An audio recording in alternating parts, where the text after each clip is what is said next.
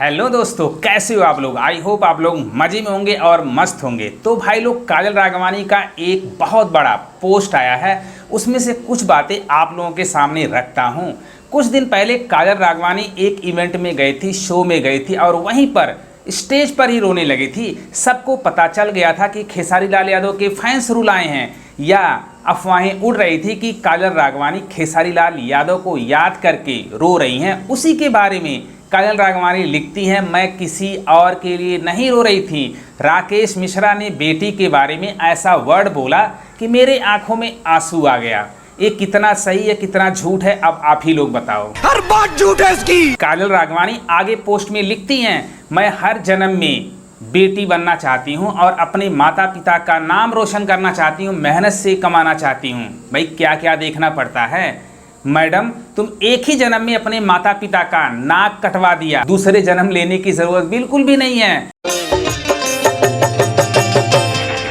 तुम एक औरत होकर के दूसरे का घर बर्बाद करना चाहा। चंदा भाभी भी किसी की बेटी, किसी की बहन है। शर्म है कुछ। उनके 2 बच्चे हैं, खेसारी लाल यादव को उनसे छीनना चाहा। क्या एक संस्कारी बेटी ऐसा काम करती है? आपका मन था शादी करने का उनसे? वो करता तो ऑब्वियसली करती मैं। जब वो इंसान मुझे बोलता है कि मैं डिवोर्स देने वाला हूँ। मैडम जी आगे लिखती हैं, चाहे कितनी भी परेशानी आए, कांटे बिछाए जाए, पर मैं पीछे मुड़ करके नहीं देखना चाहती हूँ। सबसे बड़ा झूठ, जब खेसारी लाल यादव से मैडम का ब्रेकअप हो गया था, 4 साल के बाद बलिया के इवेंट में मिलती हैं और मैडम खेसारी लाल यादव को देख करके कंट्रोल नहीं कर पाती हैं और स्टेज पर ही उनके पसीने पोंछती हैं और किस करती हैं।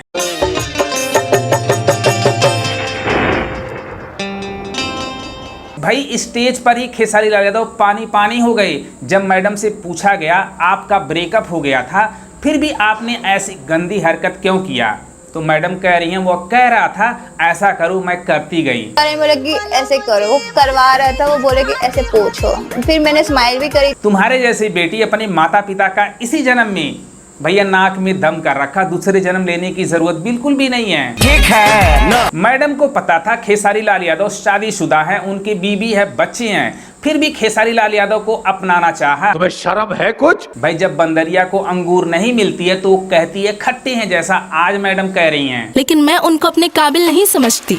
मैडम जी आगे कहती हैं, जो गलत कमेंट करती हैं किसी और के लिए, यानी खेसारी भैया के बारे में बोल रही हैं कि खेसारी लाल यादव के फैंस उनके ऊपर गलत कमेंट करते हैं।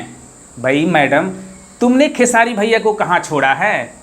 तुम डिफेंडर जैसे खेसारी लाल यादव पे गाना बनाती हो, खेसारी लाल यादव को भैन चराने वाला बोलती हो, तो खेसारी लाल यादव के फैंस तुमको क्या चुम्मियां लेंगे? असंभव है, जो असंभव। गलत कमेंट नहीं करेंगे। भाई खेसारी लाल यादव के करोड़ों चाहने वाले हैं, अगर उनके सुपरस्टार को कोई उंगली भी दिखाएगा तो चुप नहीं बैठेंगे। तुमको ये सोचना चाहिए था। और आज नसीहत दे रही हो कि खेसारी लाल यादव के फैंस दूसरों के लिए भाई गलत कमेंट करते हैं। खेसारी भैया के फैन बहुत क्रेजी होते हैं मैडम, करोड़ों जो फैंस होते हैं उनको अपने दिल में बिठा के रखते हैं। उनके सुपरस्टार को कोई उंगली कैसे दिखा सकता है, उनको दुख होता है। भैंस चराता था ना, तो समझ जाओ कितना दिमाग होगा। कह रही हैं कि यह अफवाहें उड़ाई जा रही हैं कि मैं उनके लिए रोई हूँ, यानी खेसारी भैया के लिए, उनके लिए हमारी जूती रोए। इससे अंदर लगा सकते हैं यह मैडम बिल्कुल पागल हो गई हैं। तो मैडम से एक बात बताना चाहता हूं, तुम्हारी औकात खेसारी भैया के सामने बैठने की नहीं है, न खड़ा होने की है। अपनी औकात में रहो और लिमिट में रहो, इसी में तुम्हारी भलाई है। ठीक है ना। हाईलाइट में आने के लिए ये मैडम खेसारी भैया को टारगेट करती हैं, उनके ऊपर गाना बनाती हैं। लोमड़ी के हाथ जब अंगूर नहीं लगता है ना, तो बोलता है कि अंगूर खट्टे हैं, ताकि मैं चर्चा में आऊं। आजकल वैसे भी इन मैडम को कोई पूछता नहीं है, तो ये है इनकी राजनीति, ये है इनकी पॉलिटिक्स, और यहाँ पे सफाई पेश कर रही हैं। कुछ शर्म आया है? मैडम जी एक बात बताओ, खेसारी भैया ने तुम्हारे बारे में कभी बात किया है? कभी नहीं। खेसारी भैया को पता है तू चीज़ क्या है, जिस थाली में खाती है उसी में छेद करती है। खेसारी भैया की वजह से आज तुम्हारा नाम हुआ, दौलत मिला, शोहरत मिला, लेकिन आज खेसारी लाल यादव की हर स्टेज शो में, हर पॉडकास्ट में तुम बदनाम करती हो। प्यार करती थी, यकीन तो करूंगी ना।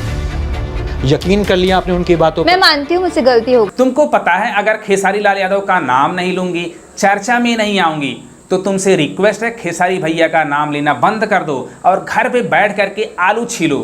और किसी बुढ़े आदमी से 40-50 साल का हो, उससे शादी कर लो, अपनी लाइफ में एंजॉय करो। तो ये है काजल राघवानी का लंबा चौड़ा पोस्ट है। इन्होंने लिखा है बेटियों के बारे में, अपने बारे में, अपनी अच्छाइयों के बारे में, जो सरासर झूठ है। 1% इस औरत के अंदर अच्छाई नहीं है। अगर तुम अच्छी होती तो खेसारी भैया का नाम बदनाम ही नहीं करती। हर पॉडकास्ट में जा करके तुमने खेसारी भैया का नाम लिया है, उनको बदनाम करने की साजिश की है और बोला है अगर वह शादी करता तो मैं करती। तुमको ये पता नहीं था कि खेसारी भैया शादीशुदा हैं। क्या एक मर्यादा, एक संस्कारी लड़की किसी औरत का घर बर्बाद करेगी? जरा ये बताना। खेसारी भैया की वाइफ इतनी सीधी, इतनी सिंपल है, जो कभी मीडिया के सामने आई नहीं है, उनको भी इसने छोड़ा नहीं है और बदनाम किया है। कहा है कि खेसारी भैया को उनकी वाइफ कुत्ते जैसा ट्रीट करती है, उनके बच्चे पैसे के लालची हैं। ये तुम्हारे अंदर संस्कार हैं। जबकि खेसारी भैया हर इवेंट में अपनी बीवी, अपने बच्चों को लेकर के जाती हैं, कितना प्यार करते हैं। इतना प्यार कोई भी भोजपुरी का सुपरस्टार नहीं करता है। कोई भी अपने बीवी बच्चों को साथ में लेकर के नहीं जाता है जितना खेसारी भैया अपनी बीवी बच्चों से प्यार करते हैं। फिर भी इस कजरी को पता नहीं क्या मिल गया था बदनाम करने की। फिर भी यह कजरी खेसारी भैया की फैमिली को बदनाम करना चाहा। तुम्हारे जैसी संस्कारी लड़की भोजपुरी इंडस्ट्री में नहीं चाहिए, तुम गुजरात जाओ। तो भाई लोग, अगर ये वीडियो पसंद आए, अपने भाई को भी सपोर्ट करो। लव यू गर्दा उड़ा दो।